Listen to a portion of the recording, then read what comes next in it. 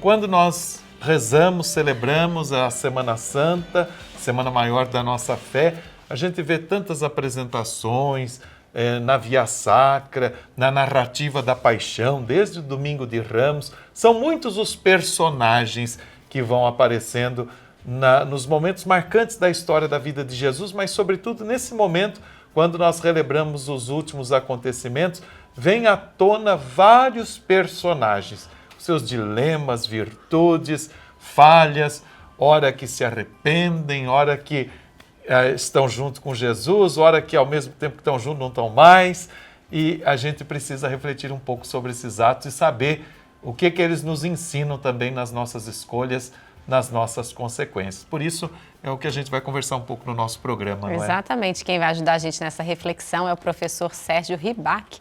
Ele que é do ITESP também vai aparecer aqui para a gente, vai conversar com a gente de maneira online, refletindo um pouquinho desses personagens, né, da Paixão de Cristo. Muito bom dia, seja bem-vindo, professor. Bom dia, meus queridos. Bom dia a todos. Prazer estar aqui, agradeço o convite. Então nós vamos conversar com o professor Dr. Sérgio Ribac, que é professor lá do ITESP, nosso Instituto Teológico em São Paulo, e também coordenador da Faculdade de Teologia de São Bento, na área de Bíblia. Professor, então, a gente quer entender um pouco dessas características positivas, não é? Que nós podemos destacar em cada personagem, em alguns personagens principais, então, da narrativa da Paixão de Cristo. É a proposta aqui da nossa conversa, para a gente viver bem essa Semana Santa. Muito bem, vamos a eles. Vamos lá, então, a gente vai mostrar para o senhor algum desses personagens e queria que o senhor falasse, né, tanto do lado positivo, o lado negativo e o que a gente pode aprender também com eles. Olha só, a gente está mostrando aqui. Estamos aqui com o bom ladrão e o mau ladrão. Bom ladrão e o mau ladrão. Na verdade, o bom ladrão muito provavelmente já conhecia Jesus de antes, já teve experiências com Jesus. Se percebe isso quando ele fala, nós pecamos, nós cometemos crime, estamos pagando por ele. E este não. Significa que eles já conheciam. Então, os dois conheceram Jesus, viram ele, provavelmente ouviram mensagem dele, mas um se converteu e outro não. Um teve uma experiência interna e fez a conversão, o outro não. O último momento da vida do ser humano é a última, talvez, a última chance de ele se converter, de reconhecer Jesus durante toda a sua experiência de vida que ele teve. É interessante essa dualidade no fim da vida, no momento de Jesus, quando lhe promete o paraíso, lhe promete o encontro com ele no mundo de lá, no Kairós. Ainda hoje estarás comigo no Kairós. E o outro não se arrepende, não o reconhece como filho de Deus, e a ele lhe é talvez negado o reino de Deus. Eu digo talvez porque a misericórdia de Deus infinita sempre é ela que dá a última palavra, e a essa última palavra nós não temos acesso. Professor Ribac, muito bom isso que você coloca já, desse Deus que é misericordioso. O Papa Francisco tem dito sempre isso, Deus que perdoa tudo e sempre. E esse é o momento que Jesus também, a gente pode dizer, o amor que dá esperança, quando ele vai dizer para o ladrão na cruz, né? Olha, ainda hoje estarás comigo no paraíso. Então que nós tenhamos sempre a esperança da eternidade. Temos mais dois personagens. Judas, o traidor, e também Pedro.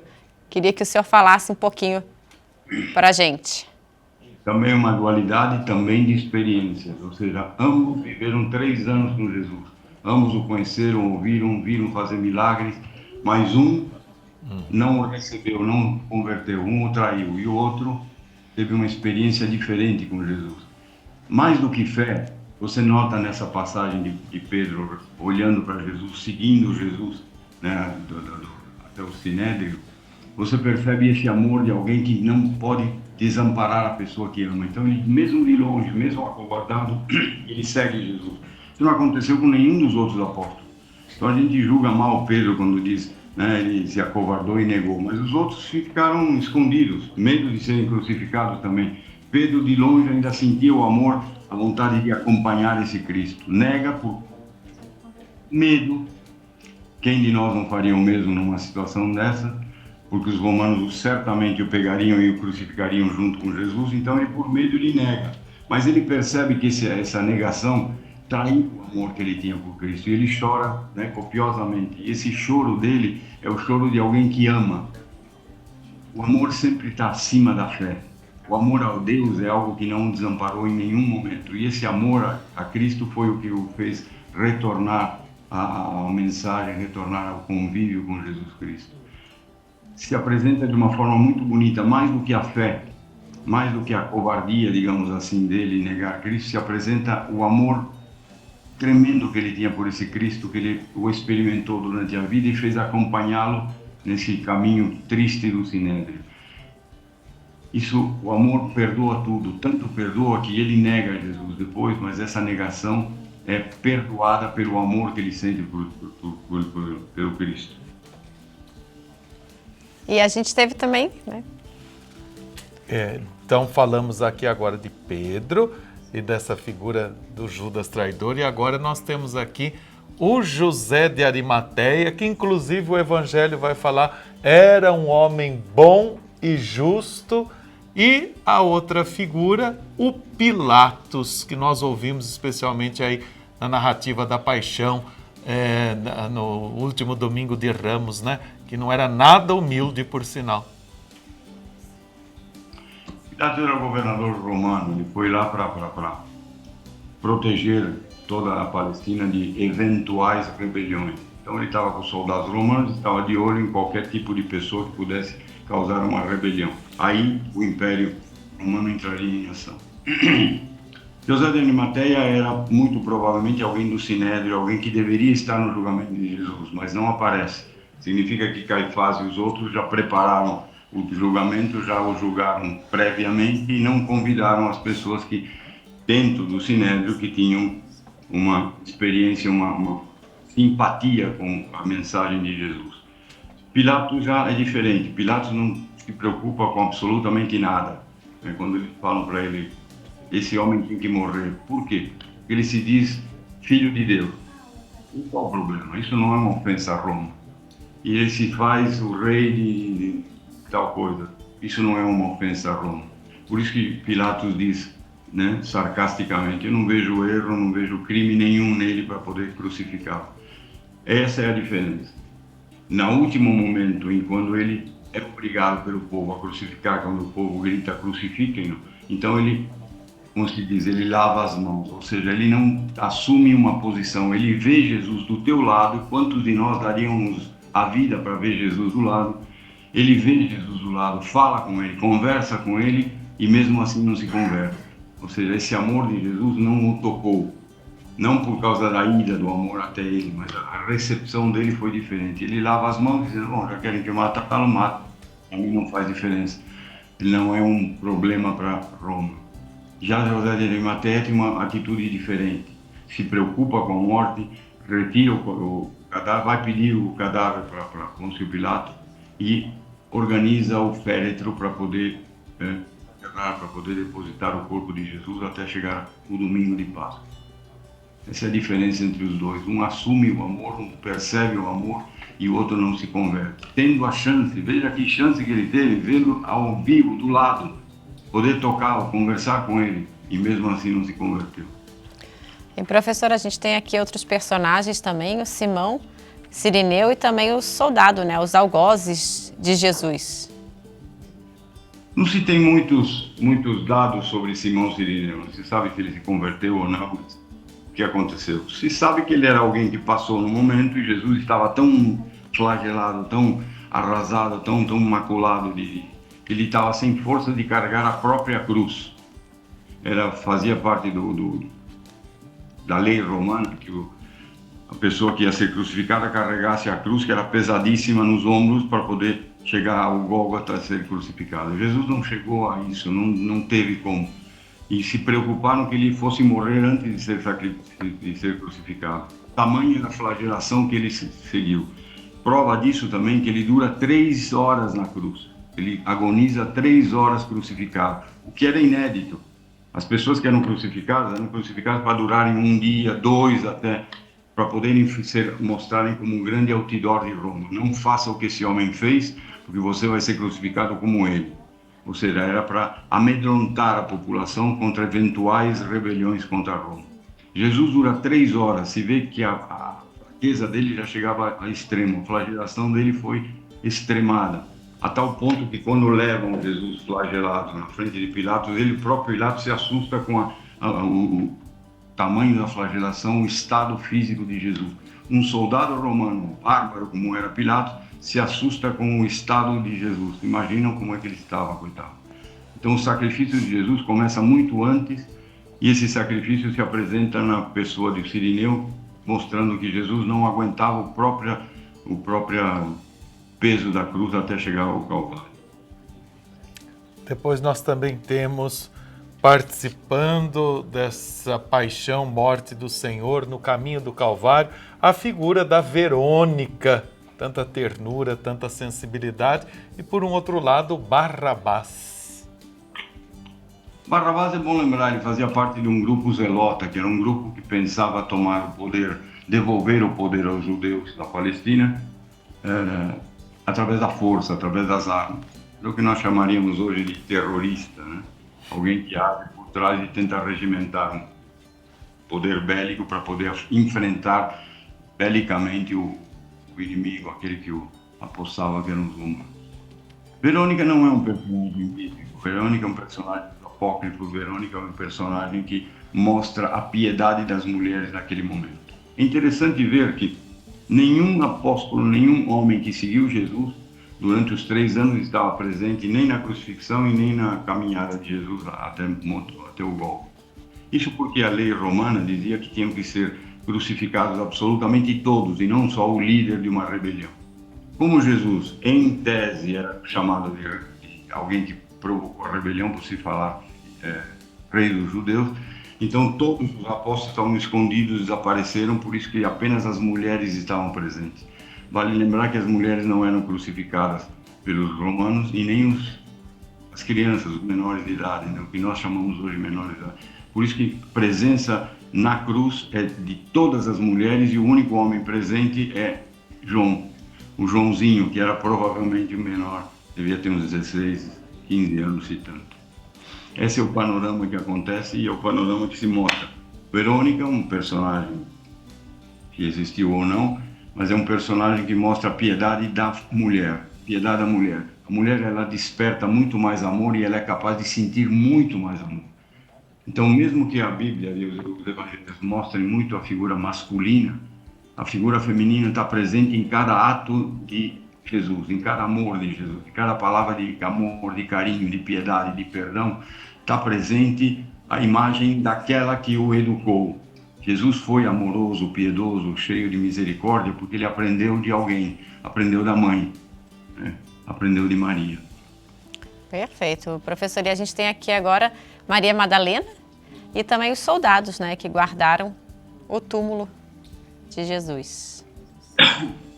A figura da guarda do túmulo foi uma coisa que pediram os judeus para que não roubassem e não dissessem que depois ele ressuscitou ou qualquer coisa dessa. Então, Pilatos coloca 2 soldados romanos ali para vigiar o túmulo de Jesus durante toda a sexta-feira noturna, todo sábado, até chegar de manhã cedinho do domingo, onde é acabado a celebração judaica do Pessah, do Shabat, e podiam chegar até o túmulo de Jesus. Interessantíssimo uma coisa aqui. Não se sabe se foi Maria Madalena ou foi alguma outra Maria, porque os evangelhos chamam de Maria Madalena a primeira que viu a pedra aberta, ou foi uma outra Maria. Isso não importa. O que importa é o significado que dá essa visão de Jesus. Maria chega lá, vê a pedra deslocada e chora. Pedra deslocada que significa que roubaram o túmulo de Jesus. E sai correndo e avisa todos. Roubaram o corpo de Jesus, a pedra está aberta. Aí saem correndo 2. Sai correndo Pedro, que era o mais enfático deles, e sai correndo o Joãozinho, o pequeno João que esteve presente na morte de Cristo. Saem correndo os 2 para ver o que aconteceu, para testemunhar essa coisa, para tentar descobrir onde estava o corpo de Jesus. Nem passava pela cabeça deles a ressurreição. Os outros, novamente, se acovardaram e não foram. Né? Era de se esperar que todos saíssem correndo para ver o que aconteceu. Não saem, só Pedro e João. Outra coisa extremamente importante é que entra um dos dois no túmulo, cada um à sua vez. Pedro não vê nada, não reconhece, vê apenas os panos dobrados ou jogados, mas não reconhece Jesus e entra Joãozinho. João, quando entra pela segunda vez, ele vê os panos que atavam a cabeça de Jesus dobrados perfeitamente e colocados sobre a pedra. Quando ele vê aquilo, ele reconhece, ele ressuscitou. É uma passagem um pouco misteriosa. Por que ele o reconheceu? Porque viu os panos dobrados. Pano dobrado significa você ter tempo de fazer alguma coisa, com calma, com paciência, né? Uma paciência que Deus demonstra desde o tempo que Ele criou o mundo, no primeiro dia, no segundo dia, no terceiro dia. Mostra uma experiência que esse Joãozinho teve com Jesus, essa mesma experiência que fez com que ele pousasse a cabeça no peito de Jesus na última ceia. Ou seja, você reconhece o Jesus ressurrecto se você teve uma experiência anterior com ele. Jesus não aparece para todos. Jesus aparece para os 12 e depois, segundo Paulo, para 500 que já o conheceram. Isso é extremamente significante. Jesus não aparece para Caifás, não aparece para Pilatos, não aparece para ninguém. Aparece apenas para as pessoas que tiveram contato com ele. Ou seja, você reconhece Jesus através de algo que é maior do que o corpo, do que o rosto. Você reconhece Jesus através da essência e da presença do amor infinito de Deus em Jesus. E então, nessa passagem de Maria, seja Madalena ou não, num outro evangelho diz que ela, vendo a pedra, começou a chorar. E Jesus, olhando para ela, disse: mulher, por que chora? E ela diz: eu choro porque roubaram o Senhor. Se você sabe, me diga onde. E Jesus aí novamente olha para ela e já a chama pelo nome, Maria. E quando ela ouve essa pessoa misteriosa chamando-a pelo nome, ele a reconhece como Jesus ressuscitado, ele ressurgiu. Vejam que as duas passagens, tanto de João quanto dessa Maria, têm a mesma significância. Ou seja, você só reconhece Jesus quando ele te chama pelo nome. Ou seja, você já teve um contato, uma experiência com esse Jesus anterior. Isso talvez seja um aviso escatológico para nós cristãos. E para fecharmos essa experiência bonita de Jesus, você já comentou um pouco, né, professor Ribari, que aula, né, gente? Porque nós vamos, às vezes, até teatralizando, vivendo tudo isso mais uma vez, esses últimos acontecimentos da vida de Jesus, mas a gente tem que entrar no drama dessa história e assumir esse compromisso. É aí que é o bonito, essa dimensão da Semana Santa. Então, a gente queria que você comentasse um pouco, você já falou sobre Pedro, Tiago e João, e por fim, Maria, mãe de Jesus. Que presença, né? Em cada momento da sua vida, da sua missão, no Calvário, na cruz. O que eu vou falar não é bíblico e não é doutrina, é uma opinião minha. Mas eu não posso deixar de opinar, principalmente para vocês que estão em Aparecida, e perceber ou imaginar que a primeira pessoa que viu Jesus ressurrecto foi Maria. Também acho. Também acho, Ribari. Está escrito na Bíblia para a gente acreditar nisso. Porque com certeza aquele fruto do amor dela, que era o homem Jesus, que era maravilhoso, que era amante, que era belíssimo, que era misericordioso, lembrem-se sempre disso. Ele aprendeu isso com as experiências da mãe. A primeira palavra que Maria fala no Evangelho é: seja feita em mim a tua vontade, quando o anjo Gabriel fala sobre que ela vai conceber fruto do Espírito Santo. Ela não fala sim, eu gosto de dizer para os meus alunos, ela nunca falou sim, ela fala uma coisa muito mais importante que o sim. Ela fala: seja feita em mim segundo a tua vontade. E essa experiência, essa sabedoria dessa mulher chamada Maria, cheia de amor, de carinho, passou para o filho, com certeza. Jesus era filho de Deus, mas humanamente ele teve tudo aquilo que ele aprendeu da mãe. E a mãe que passava o amor, a educação, o respeito, a fé, o amor a Deus. Tanto é que muito provavelmente eu gosto de pensar que foi ela que ensinou para Jesus essa palavra: seja feita a tua vontade. Que é muito mais do que um sim, é um ato de fé profundo. Seja feita a tua vontade, seja lá o que for. Porque eu sei, eu tenho a fé, eu tenho amor em Deus e eu sei que a vontade de Deus é melhor do que a minha. é mais sábia do que a minha. Tanto é que Jesus, quando perguntam para ele, ensina-nos a rezar, ele repete essa frase de Maria: seja feita a vossa vontade, quando ele cita o Pai Nosso. E pela terceira vez nos evangelhos, no momento do Getsemane, ele repete essa frase. Quando ele se joga no chão, né, na quinta-feira à noite, no Getsemane, desesperado, suando sangue, ele fala para Deus: seja feita a tua vontade e não a minha. Ele repete essa palavra que, sem dúvida nenhuma, ele aprendeu de Maria. Como toda a experiência de amor que ele teve foi com a mãe. A primeira experiência e a experiência que ele passa para os outros, ele aprendeu de Maria. Perfeito, professor Sérgio Ribaric, muito obrigada pela sua aula aqui pra gente, né? Por tanto conteúdo, tanto aprendizado, um pouquinho falando sobre esses personagens, né? Que fizeram parte, então, dessa paixão de Jesus. Seja sempre bem-vindo aqui à TV de Nossa Senhora. Muito obrigado a você pela oportunidade. Quero deixar dito mais uma coisinha pequena. Ninguém sabia que Jesus ressuscitava. Todos estavam ainda na sexta-feira, na experiência de vê-lo morto, né, urrando de dor naquela cruz horrenda. A única que sabia que ele ia ressuscitar, e provavelmente a única que ficou em casa esperando, foi Maria. Certamente foi Maria. E a primeira pessoa que Jesus se apresentou foi a mãe. Também acredito nisso, viu, professor Ribaric? Eu não podia escrever para ser verdade, né? É verdade, você pode escrever um assunto desse para nós, viu, Ribaric? Vai ser um prazer ter a sua presença aqui, a forma que você compartilhou da palavra de Deus, falou desses personagens, para que a gente sinta esse amor de Jesus que é transformante e que nos faz sempre caminhar com Ele. Por isso que é bom a gente estar aqui em Aparecida, com a mãe de Jesus e nossa mãe, que teve essas experiências tão belíssimas e favoreceu toda a vida e missão do seu filho Jesus. Obrigado, Essas viu? experiências que vão nos fazer reconhecê-lo algum dia. Com certeza, sem dúvida. Muito obrigada mais uma vez, um ótimo dia para o senhor. Muito obrigado.